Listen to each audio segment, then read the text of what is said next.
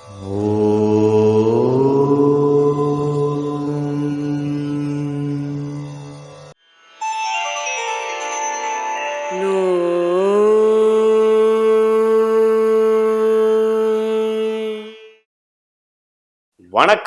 நான் உங்கள் அன்பான சயின்டிபிக் வேதிக் அஸ்ட்ராலஜர் அஸ்ட்ரோரஞ்சி பேசுகிறேன். நல்லது நினைப்போம், நல்லதே நடக்கும். நம்மளுடைய சேனலில் வரக்கூடிய வீடியோஸில் பார்த்தீங்கன்னா சயின்டிபிக் வேதிக் அஸ்ட்ராலஜிங்கிற முறையில் அறிவியல் சார்ந்த ஜோதிட கருத்துக்கள், அதாவது போன ஜென்ம புண்ணிய பாவ புண்ணியங்கள்லாம் எப்படி இந்த ஜென்மத்தில் ஒரு சுப காரியங்களாவோ அல்லது ஒரு தடைகளாகவோ சாதகமற்ற சம்பவங்களாகவோ எப்படி நம்மளுடைய கர்மாவுக்கு தகுந்த மாதிரி சம்பவங்களாக இந்த பிறவியில் நமக்கு உருவெடுக்கிறதுக்கு அதுக்கு ஒளி தத்துவம் எப்படி துணை புரிகிறதுங்கிறது சயின்டிஃபிக் வேதிக் அஸ்ட்ராலஜி முறையில் பார்த்துட்டு இருக்கோம். ஸோ அந்த அடிப்படையில் பார்த்தீங்கன்னா இந்த வீடியோவில் நாம் துலாம் ராசிக்கு செப்டம்பர் 2024 எப்படி இருக்க போகிறது என்று பார்க்க போகிறோம். அதுக்கு முன்னாடி நம்மளோட சேனல் ஃபஸ்ட் டைம் வரவங்க மறக்காமல் சப்ஸ்கிரைப் பண்ணுங்கள். ஸோ தட் உங்களுக்கு எல்லா வீடியோஸும் உங்களை அடையும். அதே சமயத்தில் பிடிச்ச வீடியோஸை ஷேர் பண்ணுங்கள்.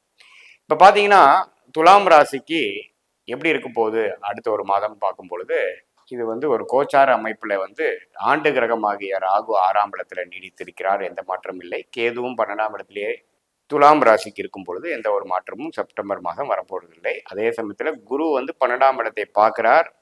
8ஆம் இடத்துல அஷ்டமத்தில் இருந்து 2ஆம் இடம், 12ஆம் இடம், 4ஆம் இடத்தை குரு பார்க்கிறார். ஸோ குரு அஷ்டமத்தில் நீடித்திருக்கிறாருங்கிறத தெரிஞ்சுக்கணும். அதே சமயத்தில் 5ஆம் இடத்துல சனியும் எந்தவித மாற்றமும் செப்டம்பர் மாதம் அடைய போவதில்லை. மாத கிரகமாகிய செவ்வாய், சுக்கிரன், புதன், சூரியன் எப்படி மாறுறாங்கன்னு பார்த்தா, துலாம் ராசியோட அதிபதியாகிய சுக்கிரனே பார்த்தீங்கன்னா மாதத்தின் முதல் பகுதி, அதாவது கிட்டத்தட்ட ஒரு 3 வாரம் பார்த்தீங்கன்னா செப்டம்பர் 17ஆம் தேதி வரைக்கும் ஒரு 2.5 வாரம் 12ஆம் இடத்துல நீச்சமாக இருந்து கேதுவோட சேர்ந்து குருவோட பார்வையில் இருக்கிறது ஓரளவுக்கு ஒரு விரயங்களும் சுப விரயங்களும் டிராவலிங் கொடுக்கக்கூடிய அமைப்புகள் இருக்கு. ஆனால் செப்டம்பர் 18ஆம் தேதிக்கு அப்புறம் துலாம் ராசிக்குள்ளேயே சுக்கிரன் துலாம் ராசிக்குள்ள ஆட்சி பலம் பெறுவது ஒரு நல்ல அமைப்பு கொடுக்குதுங்க. ஒரு மனம் ஒரு புத்துணர்ச்சி பெறுவதும் ஒரு சுப காரியங்களுக்கு ஒரு நல்ல ஒரு விஷயமாக, ஒரு ஆடம்பர செலவுகள், ஒரு கல்யாணம், ஒரு ஃபங்க்ஷன், அப்புறம் குடும்பத்தில் ஒரு குதூகலம், கருத்து வேறுபாடுகள் நீங்கிறது, கொஞ்சம் ஒரு லைஃப் இன்ட்ரெஸ்டிங்காக போகக்கூடிய அமைப்பு துலாம் ராசிக்காரங்களுக்கு அந்த 18க்கு மேலே வரக்கூடிய அமைப்புகள் இருக்குது. அத்தகைய ஒரு தசாபுக்திகளும் இருந்ததுன்னா ரொம்பவே சப்போர்ட்டிவாக இருக்கும். துலாம் ராசிக்காரங்களுக்கு ராசி அதிபதியாகிய சுக்கிரனே ராசிக்கு ஆட்சி பலம் பெறுவது ஒரு நல்ல ஒரு அமைப்பு. அது 3rd and 4th வீக்கில் நல்லாவே ஒரு அமைப்பு பார்க்க போகிறோம். சூரியன் பார்த்தீங்கன்னா செப்டம்பர் 16ஆம் தேதி வரைக்கும் சிம்மத்தில் 11ஆம் இடத்துல ஆட்சி இருந்து 12ஆம் இடத்துக்கு மாறி கேதுவோட சேர்றார். ஸோ அந்த டைமில் பார்த்தீங்கன்னா அந்த சூரியன் விஷயங்கள் கொஞ்சம் சரியில்லாமல் இருக்குது. தகப்பனார் விஷயங்கள், அரசியல் விஷயங்கள், அரசு சார்ந்த விஷயங்களையாக கொஞ்சம் டிலே வரும், பார்த்துக்குங்க. அதே சமயத்தில் யோகமான கிரகமாகிய புதன் நட்பு வீட்டிலேயே கிட்டத்தட்ட 20 நாட்கள் சிம்மத்தில் இருக்கார். செப்டம்பர் 4ஆம் தேதியிலேருந்து 22ஆம் தேதி வரைக்கும் நட்பு வீடாகிய சிம்மத்தில் இருப்பது, 11ஆம் வீட்டில் இருப்பது ஓரளவுக்கு நல்ல விஷயங்கள், படிப்பு விஷயங்கள், டாக்குமெண்டேஷன், சில சோஷியல் மீடியாவில் இருக்கக்கூடியவங்களுக்கு எல்லாமே ஓரளவுக்கு நல்லா சுறுசுறுப்பாக ப்ரொடக்டிவாக போகக்கூடிய அமைப்புகள் எல்லாமே இருக்குது. மாணவர்கள் நல்லா ஒரு கான்சன்ட்ரேஷனோட படிக்கக்கூடிய அமைப்புகள் செப்டம்பர் மாதம் கொஞ்சம் பார்க்கலாம்.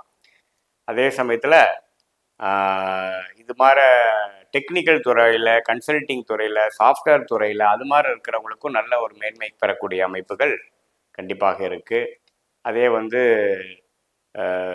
வெளிநாடு விஷயங்கள் பார்த்து இம்போர்ட் எக்ஸ்போர்ட் பண்ணக்கூடியவங்களுக்கெல்லாம் பார்த்தீங்கன்னா இந்த 2வது வாரம் அப்புறம் கழித்து வரக்கூடிய சூரியனோட பயிற்சி ஓரளவுக்கு நல்ல ஒரு இது வரைக்கும் சில கான்டாக்ட்ஸ் எஸ்டாப்ளிஷ் பண்ண முடியலைங்கிறவங்களுக்கு குரு பார்வை பெற்ற சூரியன் அப்படி கொடுக்கக்கூடிய அமைப்புகளும் உண்டு. ஸோ அதுக்கு அடுத்தபடியாக பார்த்தீங்கன்னா செவ்வாய் 9ஆம் இடத்துலேயே நீடித்திருக்கிறார். எந்த விதத்துலேயும் ஒரு மாற்றம் இல்லை. ஸோ தகப்பனார் விஷயத்தில் பார்த்தீங்கன்னா சில ஹெல்த் விஷயங்கள் கொஞ்சம் பார்க்க வேண்டியது இருக்கும். அவங்களுடைய சுயஜாதகம் பொறுத்து எப்படி இருக்கக்கூடிய அமைப்புகள் இருக்குங்கிறத நம்ம பார்க்கணும்.